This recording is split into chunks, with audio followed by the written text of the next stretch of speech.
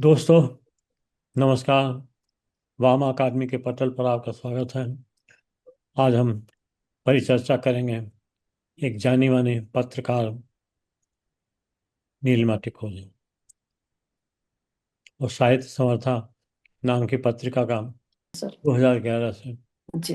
लंबी अवधि, क्योंकि आजकल पत्रिकाएं जल्दी जल्दी अपनी आयु नहीं बढ़ाती हैं तो बंद होती जी। जाती हैं। लेकिन इस दशा में भी वो अपनी पत्रिका को मजबूती के साथ चला रहे हैं। इसके लिए सबसे पहले उनका अभिनंदन और साथ में स्वागत। नीलिमा जी, मैंने गेस्ट के परिचय के लिए तरीका बदल दिया है। बजाय इसके कि हम कहें और उसमें गलतियां हों, उसके बजाय हम अतिथि से ही निवेदन करते हैं कि वो अपने बारे में संक्षिप्त में वो कुछ बताएं। जी। मैं सर 1985 में मेरी पहली कहानी आई थी मुक्ता में। और 1985 से ही मैं फिर लिखना शुरू किया। मैंने धीरे धीरे कहानियां और उसके बाद व्यंग, काफी व्यंग लिखे मैंने।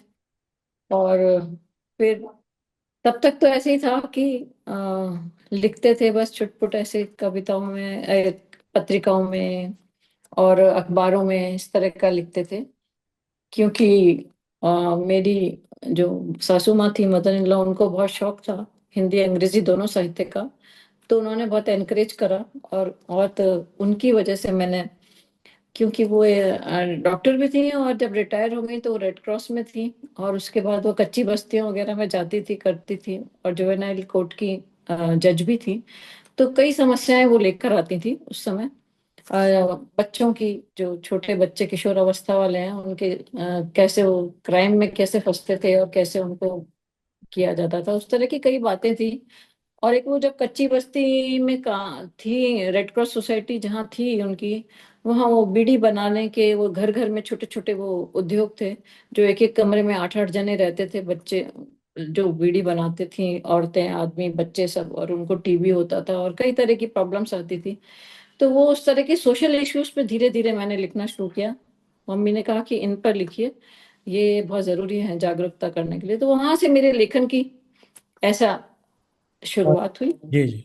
और इस तरह से फिर लिखते रहे। और हमारा संस्था स्पंदन रजिस्टर्ड तो 2011 में हुआ, लेकिन उससे पहले सोशल सामाजिक गांव में और इधर उधर जाकर हम लोग जो वो काम करते थे, वो एक बहुत महत्वपूर्ण बिंदु रहा मेरे लिए।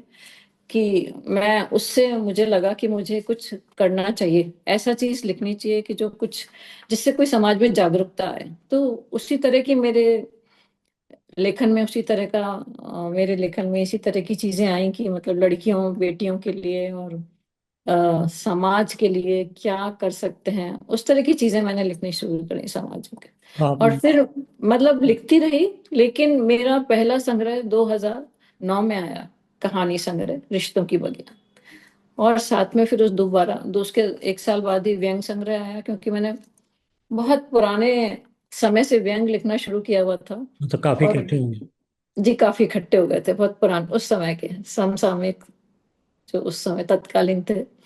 तो उस पर मैंने काफी व्यंग लिखे और वो पसंद भी किए गए व्यंग। चंद्रकांता जी तो कहती हैं कि तुम्हारा व्यंग का ही कौशल ज्यादा अच्छा था, कहानियों पर कहाँ आ गई तुम। भाई जो है, आपने अपने हाथ से पहली रचना क्या लिखी? कविता, कहानी या व्यंग्य? नहीं, मैंने सबसे पहले कहानी ही लिखी। अ, उस समय हम छोटे थे और मुक्ता में एक कॉलम आता था नए अंकुर के नाम से। तो उसमें ऐसे चुपके से मैंने अपनी एक कहानी भेजी थी। उस समय वो एक सही घटना पर ही थी कि पास में एक बच्ची विधवा हो गई थी, मैं खुद बच्ची थी उस समय, लड़की। और उसको, उसके हस्बैंड अमेरिका में थे, एक महीना हुआ था शादी करके वहां गए थे, वहां उसका वहां रहने का इंतजाम वगैरह करना, या जो भी उस समय का प्रोसेस होता होगा, बहुत पुरानी बात है ये। तो वहीं उनकी सडनली डेथ हो गई थी, इलेक्ट्रिक ट्रेन के बीच में आ गए थे, वो बहुत पुरानी बात है। और फिर जो वो लड़की थी, वो एक बहुत बड़े जॉइंट फैमिली में थे और बहुत बड़े लोग थे, लेकिन फिर भी उस लड़की की हालत मतलब नौकरानी से भी गई बीती थी। उस समय की मानसिकता ऐसी थी, दूसरी शादी की तो बात ही नहीं सोच सकते थे, एक महीने की शादी हुई थी। वो मेरे मन को बहुत छुआ था, और वो मैंने पहली कहानी सच्ची श्रद्धांजलि के नाम से मुक्ता में ऐसे ही हाथ से लिख के भेजी थी। उस जमाने में टाइपिंग का तो कुछ था ही नहीं, और चुपके से भेजी थी घर वालों से। क्योंकि जब मैंने हिंदी साहित्य लिया, और उसमें तभी घर वाले जो हैं वो हंसते थे कि हिंदी साहित्य लिया है इसने, हिंदी साहित्य में क्या भविष्य है, हिंदी में क्या फ्यूचर है, क्या करोगे। लेकिन ईश्वर की कृपा रही कि हिंदी साहित्य की वजह से ही हम आज आपसे मैं बात कर पा रही हूँ। आप जैसे प्रतिष्ठित एक अंतर्राष्ट्रीय स्तर पर सम्मानित इतना किताबें आपने लिखी हैं, इतना आपने हर फील्ड में काम किया है। तो आपसे जो हम मैं मुखातिब हो पा रही हूँ वो उसी वजह से हो रही हूँ कि मैंने उस समय हिंदी में साहित्य में किया, और फिर मैं हिंदी साहित्य की तरफ ही आगे बढ़ी। एक्चुअली ये मेरी आदत है कि जो काम करो पूरा मन लगा के करो। आपने किताबें भी तो सर लिखी, हर हर किताबें क्षेत्र भी में ही मन लिखी, लगा रखा है आपने, तो हर हम क्षेत्र में आपने काम इतनी किया है। ज़्यादा किताबें लिख डाली कि हमारा जो बेटी का भतीजा है वो कहना, जी। नाना जी ऐसे नहीं, इसका कुछ मतलब निकलना चाहिए। तो हमको रिकॉर्ड रिकॉर्ड होल्डर हो गया। नहीं, आपने तो बहुत रिकॉर्ड तोड़े हैं, हर फील्ड में तोड़े हैं आपने। चाहे लॉ हो, या साहित्य हो, या हाँ, बिजनेस मैनेजमेंट हो। लॉ में भी रिकॉर्ड तो 5400 केसेस किए मैंने। जी। इतनी तो लॉ फर्म में नहीं करती। वही तो बात है ना सर। हाँ। और उसके अलावा भी अपने बिजनेस मैनेजमेंट से लेके, और अपना अकेडमी हिंदी साहित्य पे इतना लिखा है, हिंदी व्यंग में हर साहित्य की हर विधा पे आप इतना कुछ अभी लिखते एक आ रहे हैं। अभी एक डिफरेंट किताब लिख रहा हूँ। अच्छा जी। अब तक 1700-1800 पन्ने लिख लिए हैं। अच्छा, तो ये तो एक बड़ी बात है ना, ये सीखने की बात है सर कि आप इतना हिंदी साहित्य अ, का बृहत्तर इतिहास, अच्छा। 2000 पेज। हमने कहा ये एक मैसिव प्रोजेक्ट का डाला। अच्छा। बहुत मुश्किल काम होते हैं सर ये सब। हम तो एक किताब भी लिखते हैं तो उसके लिए भी सालों लग जाते हैं। उपन्यास लिखते हैं तो आपकी एक उसमें भी। किताब आई थी, उसके बाद आई नहीं, अपने कुछ लिखा ही नहीं लगता। सर बस मैं 2023 दिसंबर से लेकर, और अब 25 आ गया है। मैं इस बीच 1.5 साल से ज्यादा मैं बाहर ही रही। हाँ। पारिवारिक कारणों से मुझे अमेरिका और स्पेन में टाइम निकालना पड़ा, इसलिए थोड़ा सा लेखन में अ, वो हो गया। पर ये पत्रिका हमारी बताइए चल। ये जी। बताइए कि आप जब कहानी लिखना चाहती हैं तो उसका उसका प्लॉट या उसकी थीम कैसे डिसाइड करते हैं? तो देखिए, घटनाएं जो जीवन में जो हमें हमारे आसपास घटित होती हैं, या और जो भी खुद के जीवन में भी होती हैं और आसपास भी होती हैं, और आजकल तो विश्वग्राम बना हुआ है तो आपको हर जगह से कई चीजें आपको जो मन को अंतस में आपके उमड़ती घुमड़ती रहती हैं। कई घटनाएं मनोवैज्ञानिक रूप से हमें मतलब मथित करते हैं, कहती हूँ मंथन करते रहते हैं उसमें कि कैसे इसका करा जाए, इस घटना का क्या किया जाए। जो भी घटना या कोई भी हमें ऐसी चीज समझ में आती है, तो उसमें उसके अंदर मतलब होते तो देखिए बहुत दुखद पहलू हैं जिंदगी में। मैं कई एनजीओ से भी जुड़ी हुई हूँ, रुआ से भी जुड़ी हुई हूँ, राजस्थान यूनिवर्सिटी वुमेन्स एसोसिएशन। उसमें एक सेल है जिसमें बाहर से जो महिलाएं जो व्यथित और इस तरह की आती हैं, 24 आवर्स की हेल्पलाइन है हमारी, तो उनकी भी काउंसलिंग वगैरह करते हैं। उसमें को कन्वीनर भी रही हूँ मैं, और उनकी मैगजीन भी मैं एडिट करती हूँ, शक्ति मैगजीन है रुआ की। तो हम काफी सालों से वो भी हमें घटनाएं मिलती हैं वहां से। तो उन घटनाओं को की जो नकारात्मकता है उसमें कल्पनाएं मिला के उसका उस तरह से करके, हम एक लेखक होने के नाते संवेदनशील हैं तो उसको कुछ सकारात्मक संदेश देते हुए वो कहानियां के उपन्यास सारे प्लॉट्स बनते हैं जाते हैं सर। जिंदगी की घटनाएं जो हमारी घटती हैं उसमें कल्पना मिला के वो, जैसे आप तो जानते हैं इतने बड़े लेखक हैं कि लेखक कल्पना अपनी कल्पना संवेदना। का प्रतिशत कितना रहता है? कल्पना का प्रतिशत मेरा 60-40 का रहता है सर। 60% तो घटनाएं मथती रहती है दिमाग में, और कल्पना उस वे में 50-50 समझ लीजिए, क्योंकि कल्पना तो बहुत जरूरी है। क्योंकि पात्रों का एक चयन कैसे करते हैं?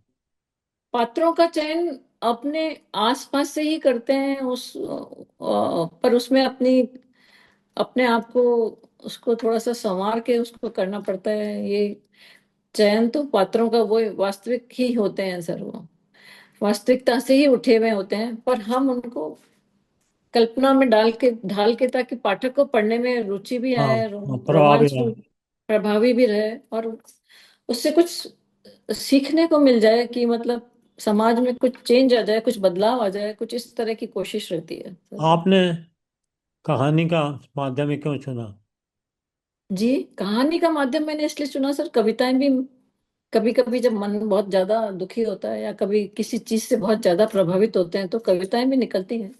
पर कहानी में मुझे लगता है कि आप अच्छे से अपने आप को समझा सकते हैं, क्योंकि उसमें पूरा आप बता सकते हैं कि किस तरह से क्या हुआ, क्या हो सकता है, क्या क्या घट सकता है और क्या क्या घटना चाहिए। इस तरह से कुछ हम अपने खुद की वो मिलाकर उस तरह से कहानी एक पाठक के मन पे, मुझे लगता है कि अगर अच्छी कहानी होगी तो वो बहुत ज्यादा देर तक असर डालती है। मैंने बहुत साहित्य पढ़ा है सर, लिखना तो मैंने बहुत देर से शुरू किया है, लेकिन पढ़ना मैंने 6 7 क्लास से ही शुरू कर दिया था। और कई उपन्यास और बंगाली ऑथर्स, मेरी मदर को, क्योंकि मम्मी को बहुत शौक था और मदर इन लॉ को भी शौक था, तो सब ऑथर्स, सारे कहानीकार, हिंदी इंग्लिश, जहां तक हिंदी सब ज्यादा। सपोर्टिव इन्वायरमेंट मिलेगा।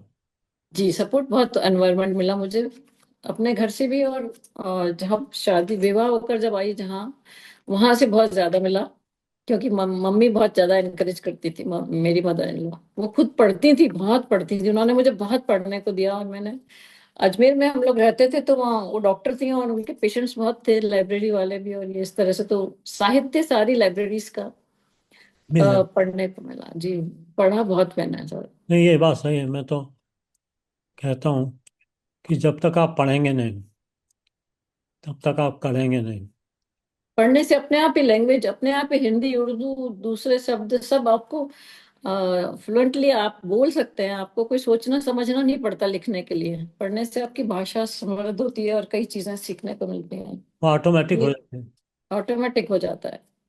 जैसे कई मेरे पास कॉलेज की लड़कियां आती हैं, जब हमारा स्पंदन जो संस्थान है उसमें कई बार कहानियां लेकर आती हैं, कुछ कहती है मैडम इसके अंदर मुहावरे और ये। मैंने कहा बेटा ये अपने आप आते हैं, आप जब पढ़ोगे तब उसमें अपने आप ही आपकी भाषा में उस तरह की चीजें आएंगी। ये कोई आप जबरदस्ती किसी चीज को डाल नहीं सकते। आप पढ़ो, पढ़ना बहुत जरूरी है। लेकिन मुसीबत ये है कि आजकल का लेखक पढ़ना नहीं चाहता। पढ़ना नहीं चाहते सर, बच्चे बहुत कम। और कुछ इस तरह के प्रोफेशनल, कुछ इस तरह के ये चीजें हो गई हैं कि बच्चों को अपने कोर्स की किताबें पढ़ लेते हैं, वही अपने आप को बहुत समझते हैं कि हमने कोर्स पढ़ लिया। और दूसरा, आप सोशल मीडिया के जहाँ इतने ज्यादा फायदे हैं, देखिए तो थोड़ा कि इसमें जिम्मेदारी पेरेंट्स की है। पेरेंट्स की जिम्मेदारी है सर। पेरेंट्स 10,000 20,000 का शॉपिंग करते हैं हर महीने के शुरुआत में। मैंने किताब, हर स्थान पे ये कहा है कि अपने पारिवारिक बजट में 100 रुपये तो निकाल दो किताबों के लिए। बिल्कुल अगर आप 100 रुपये भी नहीं खर्च कर सकते तो आपके उसको मस्तिष्क को फूड कहाँ से मिलेगा? बिल्कुल सर, मानसिक खुराक नहीं मिल सकती है ना, आप दूसरी पढ़ेंगे चीज नहीं जब तक। दूसरी चीज ये है कि आप दवाइयाँ खाते हो सोने की, रिलैक्स होने की, वगैरह वगैरह। अगर आप पढ़ना शुरू कर दोगे तो ये दवाइयाँ बंद हो जाएंगी। बहुत बहुत ही अच्छी बात कही आपने ये बहुत हाँ, ही अच्छी बात है। चाहे आप 10 सेकंड पढ़ो, बेड पे जाने के बाद किताब हाथ में जरूर आनी चाहिए। और वो जी, किताब चाहे छाती पर रख के सो जाओ। बिल्कुल सर। जब आपको देखेंगे बच्चे करते हुए ऐसा, तो उस जी, समय आपका आपको कहे बिना शुरू हो जाएंगे। बिल्कुल। पढ़ने की आदत जैसे हमारे पेरेंट्स ने हमें डाली, हमारी माँ ने डाली, हम्म। और आगे हमारे को आगे घर में भी मिला। मेरे हस्बैंड भी, पतिदेव भी बहुत पढ़ते हैं, हालांकि वो इंग्लिश ज्यादा पढ़ते हैं, इंग्लिश लिटरेचर में उनको ज्यादा इंटरेस्ट है, लेकिन साहित्य पढ़ते हैं सर। साहित्य पढ़ना, कुछ भी पढ़ें आप, चाहे अपनी मातृभाषा में कुछ भी पढ़ें या पढ़ो, किसी भी कुछ भाषा भी में पढ़ो। पढ़ें, पढ़ना बहुत जरूरी है सर, पढ़ना। आपको क्या लगता है आजकल जो लेखक लिख रहे हैं, ये लेखन विस्फोट जैसी स्थिति पैदा हो, तो ऐसी स्थिति में आपको क्या लगता है, साहित्य की गरिमा बची रहेगी या ये भी? देखिए सर, ये है कि एक आजकल बहुत लेखन बहुत हो रहा है, सब कुछ हो रहा है, लेकिन जो अच्छा साहित्य लिखा जा रहा है वो तो अपनी जगह अक्षुण्ण रहेगा ही। जो अच्छे, इन सब में जैसे आप 100 लेखक लिख रहे हैं तो उसमें अगर आपको 20% लेखक भी अच्छा लिख रहे हैं तो लोग तो उनको पढ़ेंगे, तो साहित्य की गरिमा तो बची रहेगी। क्योंकि जो अच्छा नहीं लिख रहे हैं, लिख पा रहे हैं, मैं अपनी तरफ से मैं कोई जज नहीं हूँ, लेकिन हम पढ़ते हैं कोई भी किताब, थोड़ा सा पन्ना पढ़ते हैं, 5-7 पढ़ते हैं, अगर हमें अच्छी लगती है तो हम पढ़ते हैं, एज अ पाठक हम लोग यही करते हैं, और अच्छी नहीं लगती है तो हम उसको छोड़ देते हैं। तो जो अच्छा साहित्य है वो तो आज भी पढ़ा जा रहा है, अच्छा साहित्य आज भी गुना जा रहा है, और अच्छे साहित्य को लोग आज भी पसंद करते हैं। ये आप साहित्य में चलते चलते समर्था की तरफ कैसे मुड़ गए? जी, समर्था की तरफ। सर, समर्था का भी एक रोचक था हमारे, कि हम हमारे संस्था है स्पंदन के नाम से, तो उसमें हमने बहुत कॉलेज की लड़कियों को भी जोड़ा। तो जो आती थी स्टूडेंट्स, कहानी की भी हम कार्यशाला लगाते थे पहले। आज आज तो बहुत संस्थाएं खुल गई हैं, अच्छी बात है कि बहुत महिलाएं जागरूक हो गई हैं और अपनी संस्था खोली हैं। पर जब हमने अपनी संस्था शुरू करी थी तो जयपुर में सिर्फ एक ही महिला लेख संस्थान थी, राजस्थान लेखिका संस्थान। तो उसके बाद हमने अपनी, उसी के साथ हमने स्पंदन शुरू किया था। तो जो कॉलेज के बच्चे आते थे पास में से, गोनेर और आसपास के गांव से, जो यहाँ पढ़ने आती थी लड़कियां, तो वो हमें कहती थी कि मैडम, हमको कोर्स की किताब के लिए टाइम नहीं मिलता, घर में पढ़ने के लिए हम मुश्किल से, हम जो कॉलेज में ही ध्यान लगा के पढ़ लेते हैं और घर पे जाके बहुत कम पढ़ पाते हैं। तो ऐसे में आप सोचो कि हम किसी की किताबें पढ़ेंगे या हम कुछ कर पाएंगे एक्स्ट्रा, हम साफ कह रहे हैं कि हम नहीं पढ़ पाते हैं मैडम। तो अगर आप ऐसी कोई पत्रिका शुरू करें जिसमें कि किसी भी एक लेखक की आप पूरा उसका समग्र दें, कि उसका कैसे महिला लेखन, कैसे लिखती हैं महिलाएं, उनके ऊपर क्या क्या उन। ठीक है और सर। आपको पत्रकारिता का जो ये लंबा अनुभव, दीर्घ अनुभव है, इसमें क्या विशेष है? सर, विशेष तो ये काफी इस कॉलेज के हमारे स्टूडेंट्स जुड़ गए, गांव में भी हम जो लाइब्रेरीज वगैरह हैं, हम चाहते हैं कि वहाँ हमारी फ्री जाती हैं पत्रिकाएं, ज्यादातर ऐसी जगहों पर जो अफोर्ड नहीं कर सकते। और लाइब्रेरी वगैरह है, या गांव की जो लड़कियां हैं, वो जो मैंने आपको बताया, बच्चियां जो बोल रही थी, तो वो हमसे फ्री लेकर जाती हैं और हम उनको यहाँ पहुंचाते भी हैं।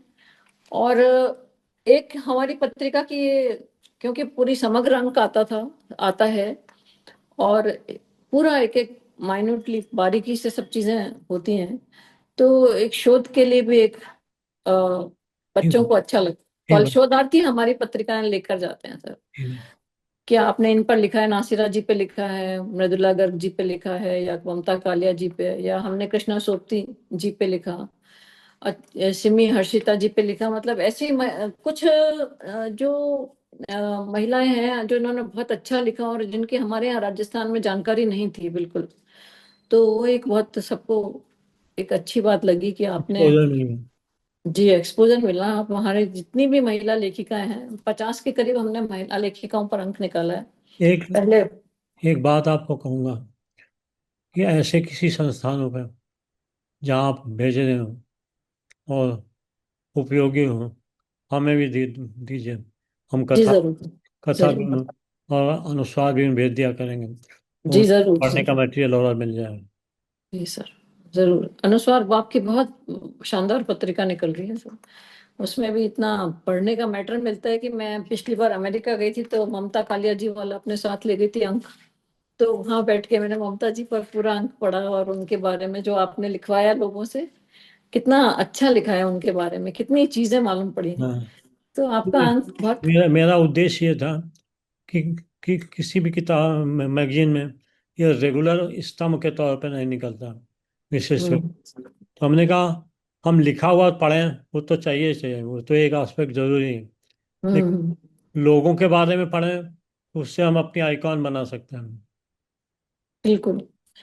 तो वो बहुत, और आपके सारे आ रहे हैं लिख, मैं देखती हूँ आपका अंक आता रहता है अनुस्वार का। हाँ, आपकी बात सोच बालाजी आ रहे हैं। पूरे बालाजी हैं तो वो एक उसमें जबरदस्त, मतलब पढ़ने का एक, ऐसी चीजें होती हैं जो पढ़ी जाती हैं। आप जैसे अभी कह रहे थे ना कि पत्रिका पत्रिका में अगर कुछ नयापन होता है तो वो पढ़ा जाता है, अगर आप लिंक्स पे दिए हुए उनके वो चीजें आप अपनी पत्रिका में डाल देंगे तो उससे मजा नहीं आता है। जो उनके बारे में जानते हैं, जो उनके साथ रहे हुए हैं या जिन्होंने उन पर शोध किया है, उस तरह के लोगों के जब लेख देते हैं ना, तो वो पत्रिका पढ़ने का इंटरेस्ट बनता है लोगों का असल। एक और और वो काम भी अनुरोध, आती है। एक और अनुरोध आपको जी। करूँ। आपने जो पहली कहानी लिखी थी, जी। वो कहानी हमको दीजिए, पब्लिश करते हैं एक। और दूसरा, उसके साथ एक आधा पेज का ये भी लिखिए कि कहानी किस परिस्थिति में, किस प्रेरणा में लिखी गई। सर वो बहुत पुरानी वो कहानी है और वो बहुत भूलोगे तो कच्ची पक्की कहानी है। कोई जैसे बात नहीं, समझिए 17-18 साल की कोई उम्र की कोई कहानी। चिंता मत कीजिए। हम जी। कई लोगों की किताब में पहली कहानी छाप चुके हैं। जी। जी। तो पहली कहानी तो पहली कहानी जैसी होगी। जी। लेकिन उसमें जरूर। देखना ये है, जो नए बच्चे हैं वो ये देखेंगे कि अरे इन्होंने इतनी साधारण कहानी लिखी थी। जी बिल्कुल। उनको प्रेरणा होगी कि मैं इस तब तो मैं भी लिख सकता हूँ। जी बिल्कुल। तो इसलिए मैं चाहूँगा अगर आप दे सकें। जी बिल्कुल। मैं अब आए, भेजूंगा। अब आए पत्रिका आप निकालते हैं, तो जी। उसमें पाठकगण किस प्रकार से मिलते हैं? पाठक तो सर हमारे, मैं बता रही हूँ कि जो हिंदी में जो रुचि रखते हैं ना, मोस्टली हमारी साहित्य से संबंधित जो पाठक है ना, वही ही इसे ज्यादातर पढ़ते हैं। कॉलेजेस में भी जिनको, जो हिंदी साहित्य के विद्यार्थी है ना, मैंने ज्यादातर ये देखा है, वो इसको ज्यादा पढ़ते हैं। या कॉलेज के प्रोफेसर्स पढ़ते हैं, लेक्चरर्स, प्रिंसिपल्स, एजुकेशन से संबंधित जो लोग हैं ना, वो इसे शौक से पढ़ते हैं। और उनको बड़ी क्यूरियोसिटी होती है कि भाई इतनी पुरानी पुरानी, मेरे से अभी हमारे पास अपने गोडाउन में पड़ी हैं पुरानी पत्रिकाएं भी, तो कई यंग युवा जो लेखिकाएं हैं, मैं आपको बताऊं, उन्होंने मुझे कहा, कुछ बच्चों ने मुझे कहा, लड़कियों ने जो अभी नई लिख रही हैं, कि हम मैडम कुछ नहीं पढ़ते हैं, हम इतने मोटे मोटे ये प्रेमचंद और ये और आपकी दूसरी कहानियां कौन पढ़ता है इनको, मैंने, हम नहीं पढ़ते हैं इनको। तो आप तो अपनी पत्रिकाएं दीजिए, हम उससे देखेंगे। तो पत्रिकाएं ले जाती हैं और फिर उसको देखती हैं तो कहती हैं कि नहीं मैडम, अच्छा लिखा है, इन्होंने बहुत संघर्ष किया है, महिलाओं ने, इन्होंने अपनी लाइफ में इतना कुछ किया, उसके बावजूद इतना अच्छा लिखा, और अब तक 80+ अपनी सब साहित्यकार लिख रही हैं। ये हमारे लिए गर्व की बात है कि अभी सब लिख रहे हैं। तो मेरा वो वाला एक, आर्टिकल चेक किया था आपने? जी आपका किया मैंने, आपका हमारी पत्रिका में आया है, आपके लगातार आ रहे हैं आर्टिकल। व्यंग पे आपने जो लिखा है, वो रेखा ऐसे चित्र पे आपने लिखा है। वो भी और दिखा दीजिएगा। जी। जी वो आ रहे हैं हमारे पास पत्रिका में। और थोड़ी सी अपनी पर्सनल राय भी दे दीजिएगा, कहीं कच्चा जी। पक्का लिखा, क्योंकि मैं तो पद का हाँ। नहीं नहीं, आपने बहुत विस्तार से बताया, और उसके लिए भी हमारे पास खत आए हैं लोगों के, मतलब मेल से हमें भेजते हैं, इससे व्हाट्सएप पे, फोन पे बात करते हैं कि मैडम ये भी एक आपने अच्छा कॉलम शुरू कर रहे हैं, तो आप ये लगातार रखिए, संजीव जी का कॉलम, क्योंकि उसमें पूरा विस्तार से एक एक चीज बताई है। इवन हमको भी मालूम पड़ता है, हमें भी, हमारा भी ज्ञानवर्धन होता है, हम भी तो सीखने की प्रक्रिया तो है ही, हमारी विद्यार्थी हैं सभी। ऐसा तो है नहीं कि हम कुछ व्यंग वो पर अगर। व्यंग पर लिखते लिखते 10 किताबें हो गई। बताए, बहुत बहुत बधाई सर व्यंग आपको। के व्यंग के हर एस्पेक्ट पर। अच्छा। ये शोधार्थियों के लिए, ये आगे लिखने वालों के लिए बहुत फायदेमंद है आपका जो ये हम्म। जो आपने ये शुरू किया है, ये बहुत अच्छी चीज है। मैं आपको अनुस्वार के लिए आपको बताऊंगी कि आप कहाँ कहाँ और भेजिए, बहुत लाभान्वित होंगे उससे हमारी नई पीढ़ी। जी जी, और अच्छा रहेगा। जी बहुत बहुत अच्छा लिखा है अंत में, आपने। अंत में आपको मैं निवेदन करूंगा कि क्या मैसेज देना चाहेंगे आप लेखकों को अपने अनुभव के आधार में?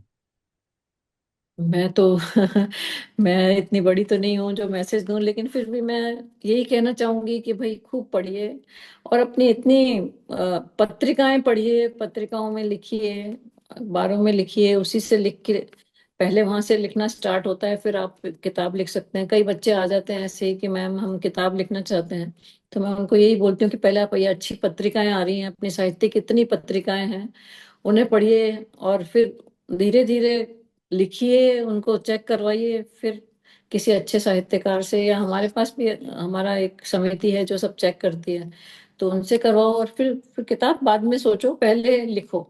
लिखना शुरू करो। पहले लिखना पढ़ें और लिखें। पहले पढ़ते रहें, काफी पढ़ाई कर पढ़नी पड़ेगा, साहित्य पढ़ना पड़ेगा। ऐसे नहीं होता है साहित्य। आप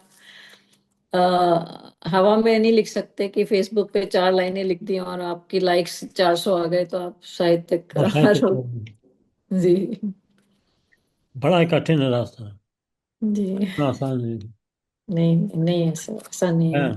लगता हैरान। है कोई एक सरल से सरल कहानी भी इंसान लिखता है तो उसमें भी उसे समय लगता है, सोचना पड़ता है। पढ़ना जितना आसान होता है, लिखना इतना आसान नहीं होता है जब तक आपने खूब पढ़ा नहीं हो। ठीक बात। जी। इन्हीं शब्दों के साथ हम कार्यक्रम का समापन करेंगे। और हमारा इतना छोटा सा कार्यक्रम होता है हम्म, और इसमें फालतू साहित्यिक चर्चा नहीं होती, क्योंकि जी साहित्यिक जी। चर्चा के लिए तो किताबें उपलब्ध हैं। बहुत उपलब्ध है सर, मीडिया उपलब्ध है, सोशल मीडिया उपलब्ध है सब। आजकल तो सब रील का हमने जांच का सब। हमने अब तक 350 साक्षात्कार लिए हैं। अच्छा अच्छा। हम्म। इसमें से 150 रिटर्न में थे, 150 उसमें 200। आपका तो सर काम बहुत ज्यादा है, और आप तो हर बहुआयामी व्यक्तित्व है आपका। और आपसे सीखने को मिलता है, और अनुस्वार अगर और जगह मतलब जाएगी आप मुझे कॉलेजेस दीजिए, में। जी आप मुझे बिल्कुल। कृपया हेल्प कीजिए, जी तो मैं बिल्कुल। वहाँ भेज दिया करूँ। बिल्कुल सर मनी बिल्कुल। Money doesn't matter, matters that is to reach to the good people. पढ़ाई पढ़े बच्चे हाँ, तो देखें। इंक्लूडिंग बिल्कुल। डिग्री कॉलेजेस में जहाँ आप जानते हैं तो जी विद्यार्थी। बिल्कुल, मैं आपको लिस्ट भेजती हूँ, ठीक। आप जरूर भेजिए। और आपने अब हमें हमने ये अपना ये चर्चा हुई, आज की बातचीत हुई तो मुझे भी बहुत अच्छा लगा। और आपने भी अपना समय दिया, बहुत नहीं बहुत नहीं, धन्यवाद। हमारा तो शौक है, आप लोगों की बातें सुनते हैं, उससे कुछ हम्म। सीखते हैं और अरे सर ये आपका बड़प्पन है। तो साथ ही विदाई लेते हैं। आपको बहुत बहुत धन्यवाद, बहुत बहुत आपका भी बहुत बहुत शुक्रिया और सर, बहुत बहुत आवश्यकता शुक्रिया। हुई तो हम दोबारा फिर आपको तकलीफ देंगे। जरूर सर, बिल्कुल स्वागत है आपका। रामा अकादमी की तरफ से आपको बहुत बहुत धन्यवाद। बहुत शुक्रिया आपका और रोमा का, अपने दोनों का सर। धन्यवाद। जी।